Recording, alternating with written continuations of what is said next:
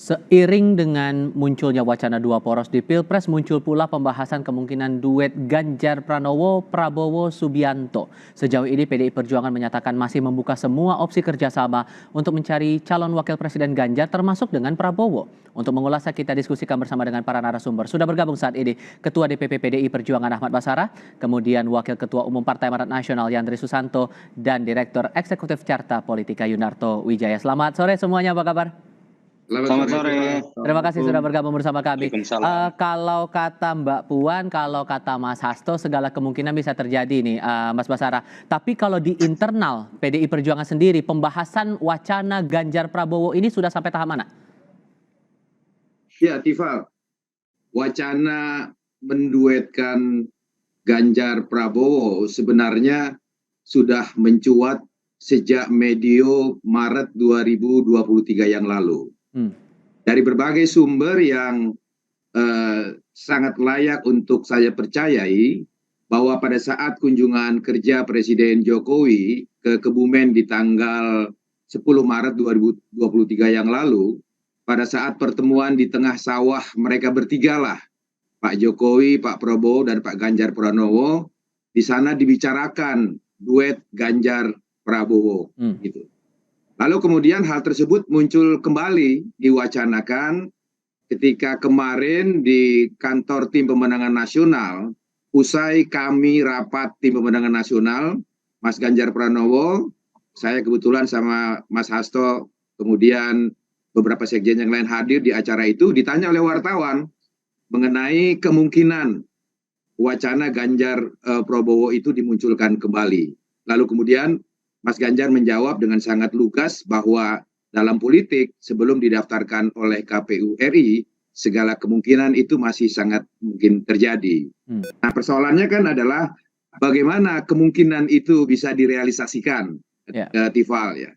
Kalau dari sudut kaidah secara teoritis berdasarkan keputusan hukum partai masing-masing, tentu sangat tidak mungkin karena antara PDI Perjuangan dan Gerindra sudah sama-sama memutuskan calon presidennya sendiri. Mas Ganjar diputuskan oleh PDI Perjuangan, Prabowo diputuskan oleh Gerindra, begitu. Nah, persoalannya adalah apakah di dalam kenyataan di lapangan itu akan betul-betul bisa bertahan seperti itu, karena ada gium dalam perspektif ilmu pengetahuan yang mengatakan bahwa dasolen itu selalu tidak sama dengan dasein. Apa yang dicita-citakan, apa yang sudah diputuskan, prakteknya itu masih sangat mungkin berbeda. Sehingga apalagi posisinya sekarang dari PDI Perjuangan, terutama dari Ketua Umum Bu Mega, sudah firm final posisinya Pak Ganjar akan menjadi bakal calon presiden nanti. Ya, kalau merujuk pada keputusan partai, baik di Kongres maupun Rakernas, Mas Ganjar sudah final diputuskan sebagai bakal calon presiden dari PDI Perjuangan. Begitu, Tifal. Kalau untuk Prabowo masih akan tetap dipertimbangkan juga atau bagaimana? Ya, ini yang mau akan saya katakan penjelasan lebih lanjut. Oke. Bahwa dalam politik itu berlaku ada gium, politik is an art possibility. Politik itu adalah seni dari segala kemungkinan. Ya. Maka kalau dilihat dari wacana Ganjar Prabowo itu, menurut saya ada 5 faktor determinan yang akan menjadi faktor yang memutuskan apakah duet itu mungkin terjadi atau tidak terjadi. Faktor yang pertama adalah faktor Ibu Megawati Soekarno Putri. Yang kedua faktor Pak Jokowi. Yang ketiga faktor Pak Prabowo. Kemudian yang keempat faktor Pak Ganjar Pranowo. Dan yang kelima adalah faktor ketua umum partai politik pendukung pemerintahan Kabinet Indonesia Maju. Kelima faktor itulah yang menurut hemat saya akan menentukan apakah NDN keputusan mengenai pasangan calon presiden yang berasal dari satu perahu yang sama, yaitu Kabinet Partai Politik Pendukung Indonesia Maju, itu akan bersatu atau tidak. Nah, saya punya analisa terhadap 5 faktor determinan itu tadi, Tifa. Kalau di Koalisi Indonesia Maju, Mas Yandri, pembahasannya sampai di tahap mana wacana Ganjar Prabowo ini? Iya, kalau di Koalisi Indonesia Maju sudah pasti kan capresnya Pak Prabowo. Jadi PAN bergabung, Golkar bergabung, terakhir Demokrat dalam rangka mengusung Pak Prabowo sebagai capres. Jadi belum ada bukti untuk meletakkan Pak Prabowo itu sebagai cawapres, belum ada. Dan kami selalu melakukan konsolidasi. Tadi malam di kantor DPP Golkar saya juga ikut. Terus kami mematangkan untuk memenangkan kontestasi Pilpres. Dan kalau mau jujur, Mas Ipal, Pak Prabowo ini kalau memang harus dua poros, mau dia dengan Anies apapun dengan Ganjar, head to headnya Pak Prabowo selalu menang semua lembaga survei ya. Artinya kalaupun akan ada kejadian yang luar biasa misalkan nanti, ya saya kira mungkin Prabowo Ganjar udah pas itu kalau mau memang dua poros, atau Prabowo lawan Ganjar. Prabowo lawan Ganjar artinya Anies nggak maju. Anies nggak maju itu kenapa? Misalnya PKB loncat lagi. PKB loncat lagi mungkin ke Ganjar atau ke Prabowo, kan bisa dua poros itu. Ya kan? Sehingga, Oleh karena itu, sorry saya potong, sehingga posisinya sekarang PAN untuk wacana Ganjar Prabowo ini setuju atau tidak? ya belum pernah kami bahas, tapi tadi kata Bang Basara semua kemungkinan bisa terjadi. Tapi dari sisi posisi saya kira partai-partai yang tergabung dalam koalisi Indonesia Maju sudah final bahwa Pak Prabowo itu capres. Nah, makanya saya bilang tadi kalau ada mau utak-atik mau dua poros saja, ya mungkin Ganjar lawan Pak Prabowo atau Pak Prabowo lawan Anies atau nah nanti sekali bagaimana. Tapi saya bilang tadi dari semua lembaga survei Pak Prabowo itu selalu memenangkan pertarungan kalau misalkan head to head dengan siapapun. Nah, oleh karena itu kami belum ada opsi untuk meleburkan koalisi dengan koalisi manapun, termasuk koalisi Anies maupun koalisinya PDIP. Nah, oleh karena itu ke depan saya kira kita tetap akan mematangkan pertama dari sisi Pak Prabowo untuk memastikan siapa cawapresnya. Ya kalau Pak Ganjar mau bagus, selesai permainan kan. Tapi kalau nggak mau ya kita pasti Thohir, ada Erlangga, ada Kofifa dan lain sebagainya. Oleh karena itu kalau mau selesai, saya kira sekali lagi saya ulangi, Mas Ipal. Jadi Pak Prabowo ini lawan siapapun kalau head to head dia menang. Nah, oleh karena itu ya coba dinegokan dulu apakah ini memungkinkan. Tapi sampai sekarang saya belum menemukan formatnya. Apakah kemungkinan itu akan terjadi? Jadi sangat kecil kemungkinan itu terjadi. Oleh karena itu ya kita nikmati aja kalau tiga poros pun apa. Ada dua putaran. Mas Toto, hal apa atau faktor apa yang membuat wacana dua poros ataupun wacana Ganjar Prabowo ini bisa terwujud?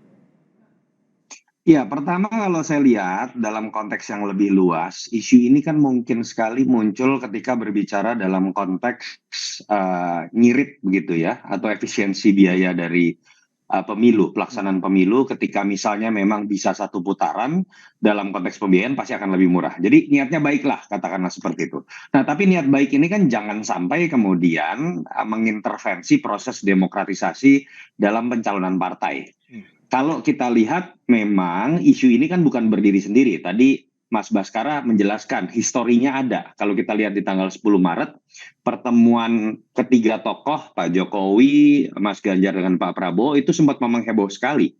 Dalam konteks kemudian saat itu orang banyak berbicara mengenai Ganjar Prabowo dari sudut pemilih Mas Ganjar, dari pendukung Pak Prabowo berbicaranya Prabowo Ganjar gitu kan. Kenapa? Karena ada satu kesamaan tema memang. Kedua-duanya mengklaim sebagai penerus kebijakan Jokowi.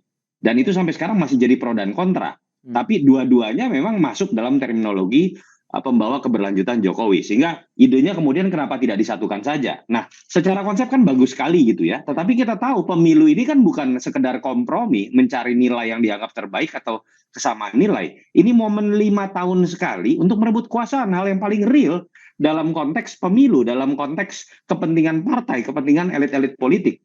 Sehingga ketika kemudian situasinya cenderung bisa dikatakan berimbang. Misal, dalam simulasi 3 nama, Mas Ganjar menang.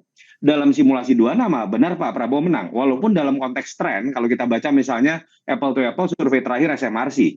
Bulan Juli Pak Prabowo menang 9% head to head. Bulan Agustus Pak Prabowo menang 3%. Jadi bisa saja kelompok Mas Ganjar mengatakan hati-hati loh, trennya punya kita. Termasuk berbicara simulasi head to head. Tapi dalam konteks ini kan artinya begini. Dua-duanya punya sudut pandang untuk meyakinkan dirinya sendiri, kedua koalisi ini, kami sangat mungkin menang. Lalu apa alasan untuk membuat capres kami menjadi ada dalam posisi nomor 2? Nah, artinya kalau dikembalikan kepada teorinya Mas Baskara terhadap 5 aktor tadi, menurut saya satu-satunya yang bisa berdiri di atas asumsi bahwa jagoan saya bisa menang itu Pak Jokowi. Oke. Karena dia harusnya berbicara mengenai keberlanjutan. Saya Nah. tidak tahu tapi kemudian apakah Pak Jokowi punya kemampuan Nah, untuk kemudian berdiskusi dan berkompromi dengan aktor-aktor lain sehingga ketemu Oke. formula yang pas buat kedua orang tersebut. Oke, nama Pak Jokowi kalau saya mengutip pernyataan Mas Basarah tadi ada di urutan kedua, tapi nama pertama ada kebijakan atau pertimbangan dari Bu Mega dan nomor ketiga adalah pertimbangan dari Prabowo Subianto. Bisa mencapai titik temu tidak? Kalau menurut Anda, Mas Nanya Toto? ke siapa nih Mas Iva? Mas Toto. Iya, kalau Mas Baskara pasti kan nomor satu Ibu Mega. Mas Baskara kan bicara atas nama PDI Perjuangan. Mungkin kalau Bang Yandri ditanya Pak Prabowo nomor satu gitu ya. Tapi balik lagi, kalau dulu isu itu menjadi lebih mudah dicerna pada saat tanggal 10 Maret. Survei Mas Ganjar jauh di atas. Lalu kemudian terjadi berbagai macam peristiwa, surveinya sempat berbalik jauh, sekarang cenderung agak berimbang. Bahkan Mas Ganjar memang masih kalah tipis ketika bicara simulasi head to head. Sehingga ketika berbicara ego dari Partai Gerindra dan sekarang sudah bertambah loh, egonya bukan hanya Pak Prabowo dan Gerindra. Pasti kan berbicara egonya PAN, Golkar, dan partai-partai lain yang bergabung untuk kemudian berbicara nomor satu. Karena kita harus melihat sebuah fakta dalam sistem presidensial, memang pemegang kekuasaan tertinggi itu adalah presiden. Bahkan ada yang mengatakan wakil presiden itu adalah ban serep, tanda kutip, walaupun di situ banyak cabang analisis ya. Itu yang menyebabkan menurut saya tidak mudah, bahkan dengan segala hormat, andai kata pun Pak Jokowi disebut sebagai orang yang sangat dihormati oleh koalisinya Mas Ganjar dan koalisi Pak Prabowo, tapi saya meyakini kepentingan partai dalam merebut kekuasaan di posisi nomor satu itu jauh lebih besar dibandingkan kepatuhan mereka terhadap Pak Jokowi. Jadi sehingga sulit untuk mencapai titik temu itu? Dalam konteks sekarang iya. Peluang terjadi kalau kemudian kalau Pak Prabowo ingin menjadikan Mas Ganjar cawapres, kejar elektabilitas tinggi-tingginya. Kalau levelnya 2 digit selisihnya mungkin diskusi lebih bisa terjadi. Sama ketika Mas Ganjar ingin menggait Pak Prabowo menjadi cawapres, kejar elektabilitas tinggi-tingginya, waktunya tinggal sebulan gitu ya. Sehingga kemudian kompromi lebih mungkin terjadi. Oke, Mas Basarah, ini kan Pak Jokowi masuk dalam salah satu determinan di urutan kedua begitu, jadi bahan pertimbangan untuk keputusan nama bakal cawapresnya. Sehingga Anda meyakini bahwa Pak Jokowi nanti akan mengikuti arahan dari Ketua Umum Megawati Soekarno Putri soal siapa bakal cawapresnya nanti? Ini Tifal, saya menyampaikan beberapa nama aktor itu dalam 5 nama itu tidak dalam gradasi intensitas. Oke. Karena semua punya peran dan fungsi yang berbeda-beda. Kalau dalam konteks pengusulan bakal calon presiden, memang konstitusi sudah mengatur hanya partai politiklah yang dapat mengusulkan calon presiden dan calon wakil presiden. Tetapi dalam prakteknya, kita tidak bisa pungkiri bahwa pada saat Pilpres berlangsung, Presiden Republik Indonesia-nya masih bernama Haji Joko Widodo. Sehingga beliau juga memegang faktor determinan. Jadi sebenarnya yang ingin saya katakan dari kelima aktor yang saya sebutkan tadi, secara politis, kelima aktor itu masih sangat mungkin untuk menyetujui duet Ganjar Prabowo. Pertama, dari sisi Ibu Megawati Soekarno Putri, beliau punya track record selama beberapa kali Pilpres selalu memiliki preferensi menyandingkan antara tokoh nasionalis dengan tokoh Islam, dalam ini dari Nahdlatul Ulama, atau dengan Purnawirawan TNI. Itu pernah terjadi di Pilpres 2009, bahkan Ibu Megawati Soekarno sendiri berduet dengan Pak Prabowo Subianto. Begitu. Lalu kemudian Pak Prabowo sendiri sampai saat ini hubungannya masih sangat baik dengan Ibu Megawati Soekarno Putri dan bahkan beberapa kali minta waktu untuk bertemu Tifal begitu. Nah, antara PDI Perjuangan dengan Gerindra sendiri adalah partai sama-sama partai nasionalis. Jadi dari sisi sikap Ibu Megawati Soekarno Putri sendiri, menurut analisis saya, jika duet Ganjar Prabowo itu dimunculkan, sangat mungkin Ibu Megawati menerimanya karena punya pengalaman seperti yang saya ungkapkan tadi. Kemudian posisi Pak Jokowi sendiri, beliau telah berkali-kali mengatakan akan cawe-cawe dalam Pilpres. Nah, kalau kita terjemahkan dalam bahasa konstruktif, cawe-cawe Pak Jokowi dalam Pilpres itu artinya sebagai seorang kepala negara, kepala pemerintahan, beliau bertanggung jawab betul untuk pemilu presiden itu berjalan dengan aman, damai, sesuai tepat waktu, dan tidak terjadi hal-hal yang dapat membenturkan gejolak sosial di antara kita. Tapi kalau saya Beliau kaitkan, dalam mohon maaf saya pertemuan potong dulu di konsultasi situ. dengan- Tapi kalau saya kaitkan dengan pernyataan Wakil Ketua Umum TPN Benny Ramdhani, itu nanti akan diputuskan oleh para dewa-dewa, yakni para ketua umum partai dengan Bapak Jokowi. Itu gimana tuh, Ya, Pak? oleh karena itu tadi saya sebutkan yang kelima ada faktor ketua umum partai politik yang lainnya. Oke. Kan saya sekarang lagi menjelaskan faktor Pak Jokowi. Hmm, Nah, yang kedua, beliau selalu gandrung persatuan. hmm, Nah, kemudian ingin pemilu yang damai dan singkat. Maka kalau saya terjemahkan pandangan dan sikap Pak Jokowi itu, pertama, beliau ingin pemilu yang singkat berarti cukup 2 pasangan calon. Kemudian yang kedua, beliau ingin legasi pembangunnya dilanjutkan. Maka calon presiden dan calon wakil presiden yang akan melanjutkannya adalah all Jokowi men yang dipastikan akan melanjutkan pemerintahannya. Dan yang terakhir, beliau harus yakin betul Oke. all Jokowi men itu punya elektabilitas yang tebal gitu. Nah, kalau dijabarkan, maka duet Ganjar Prabowo itu dapat diterjemahkan kira-kira begitulah keinginan Oke. Pak Jokowi sendiri. Baik. Kemudian yang ketiga dari faktor Singkat Pak saja, Prabowo saya harus sendiri. kasih giliran ke Mas Yandi kalau gitu. Singkat saja, Oke. Mas. Mas Basara? Sorry? Oke, saya potong dulu sebentar ya. Saya kasih giliran ke Mas Yandi kalau begitu. Dengan peluang itu yang tadi sudah dianalisis oleh Mas Toto tadi, Mas Yandri, sehingga menurut Anda kemungkinan untuk mencapai titik temu menjadikan wacana Ganjar Prabowo ini jadi kenyataan gimana? Iya, semua kemungkinan itu ada gitu loh. Walaupun sekecil apapun ada, karena dalam waktu 1 bulan, apalagi beberapa kali pilpres kita kan banyak main di last minute kan. Oleh karena itu, apa yang tidak mungkin ya bisa jadi mungkin. Nah, oleh karena itu, kita melihat dinamika ini di Koalisi Indonesia Maju masih biasa-biasa saja, karena sampai sekarang di Koalisi Indonesia Maju belum pernah dibahas kalau akan ada misalnya peleburan antara Koalisi Indonesia Maju dengan PDIP. Tapi saya ulangi dari awal tadi, Mas Tifal. Kalau mau irit 1 kali putaran, kan tidak mesti gabung antara Ganjar sama Prabowo. Bisa jadi Ganjar PS Prabowo. Dengan artian Caimin atau Pak Surya Paloh, karena sama-sama di koalisi pemerintahan, kalau mau all Jokowi men tadi menurut Bang Basara ya. Jadi bisa juga 1 putaran. Nah, Anies tidak maju. Artinya mungkin Nasdem gabung ke Pak Prabowo, ya mungkin Caimin gabung ke Ganjar. Itu 2 putaran, 1 putaran, ya kan? Jadi jangan fokus kalau mau 2 poros itu mesti penggabungan Ganjar sama Prabowo, enggak. Tapi kalau mau irit, kemudian hemat, persatuan cepat dipulihkan, kemudian kita lebih bisa fokus lagi kepada hal-hal yang lebih besar untuk bangsa kita, ya bisa juga. Ganjar nanti wakil siapa, Prabowo wakil siapa.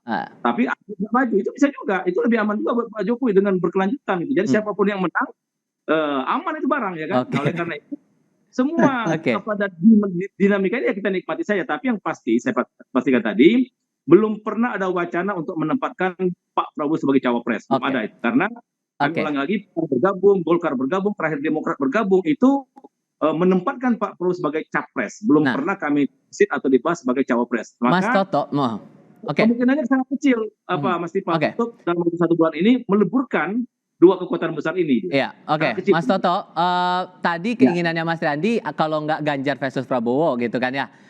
Jadi ada kemungkinan tidak bahwa pasangan Anies Muhaimin ini tidak jadi untuk bertarung nanti dalam kontestasi pemilu mungkin, atau mungkin ada pasangan lain yang mungkin akan melebur begitu? Begini Mas Tifal, kalau kita lihat alternatifnya 3 tadi ya, jadi jangan langsung disederhanakan menjadi 2. Kalau saya tangkap 3. Pertama, memang kalau Mas Baskara terminologi tidak mau berubah dari Ganjar Prabowo, andai kata pun jadi skenario. Mas Yandri saya tangkap tidak alergi terhadap meleburnya 2 koalisi ini. Tapi masalahnya Mas Tifal dari tadi menyebutnya Ganjar Prabowo. Makanya Mas Yandri langsung nolak. Beda kalau Mas Tifal nanyanya Prabowo Ganjar gitu kan. Karena Mas Yandri tadi udah pernyataan tegas. Iya, Prabowo Ganjar juga ya. Ganjar ngomong ngalah. Jadi alternatif kedua Prabowo Ganjar. Yang ketiga memang berbicara dalam konteks kalau ini kepentingan Jokowi untuk cawe-cawe tanda kutip meneruskan legacy, tidak terjadi sebuah kondisi yang memungkinkan koalisi yang katakanlah tidak berkomitmen terhadap kelanjutan legasinya, memang masuklah ke alternatif yang tadi Bang Yandri sebutkan, bahwa dua pasang ini adalah dua pasang orang yang dianggap merepresentasikan Pak Jokowi karena bicara mengenai keberlanjutan. Konteks itu memang disitulah kemudian muncul alternatif, bisa saja Caimin kemudian kembali kandang, lalu kemudian Bang Surya Paloh juga kembali kandang. Saya nggak tahu nih karena Bang Yandri sebegitu yakinnya jangan-jangan bocoran Mas Tifal. Saya nggak tahu ini apakah bocoran dalam politik panggung belakang, tapi balik lagi.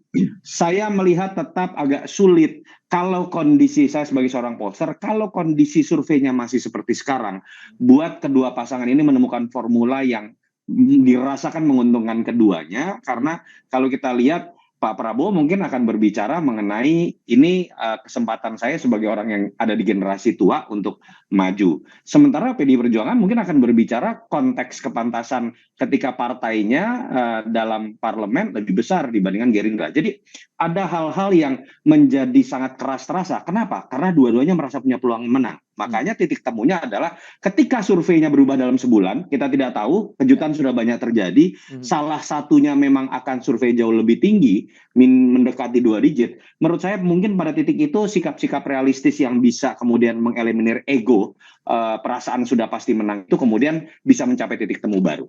Oke, Mas Basara singkat saja karena waktu kita sangat terbatas. Mungkin tidak akan dipertimbangkan hasil survei yang ada selama ini untuk mungkin bisa merealisasikan untuk menentukan posisi begitu dari pasangan calon ini. Survei bagi PDI Perjuangan hanya salah satu referensi, salah satu petunjuk, dan tentu ada pertimbangan-pertimbangan lain yang menjadi bahan pertimbangan untuk mengambil keputusan. Yang kedua, kalau merujuk pada pernyataan Ketua DPP Bidang Politik yang juga Ketua DPR RI, Mbak Puan Maharani, merespon duet Ganjar Prabowo ini, beliau mengatakan segala kemungkinan ke arah itu masih sangat mungkin terjadi. Dan beliau mengajak melihat 1 bulan ke depan. Di 19 Oktober itu kan KPU sudah merubah pendaftaran Capres dan Cawapres ya. Jadi di 19 Oktober sampai 25 Oktober. Masih ada waktu 1 bulan. Ya. Di waktu 1 bulan itulah Mas Yandri, segala kemungkinan politik masih dapat saja terjadi. Kita lihat nanti hari A dan jam D-nya bagaimana Ketua Umum Partai, Ibu Mega dan yang lain-lainnya juga Pak Jokowi akan ambil keputusan terkait Pilpres ini. Segala hal masih mungkin terjadi. Mas Basara terima kasih, Mas Andi Susanto terima kasih, Mas Yunarto Wijaya juga terima kasih sudah berdiskusi bersama kami. Selamat sore semuanya. Terima kasih, sukses Bang Yandri, Mas Baskara.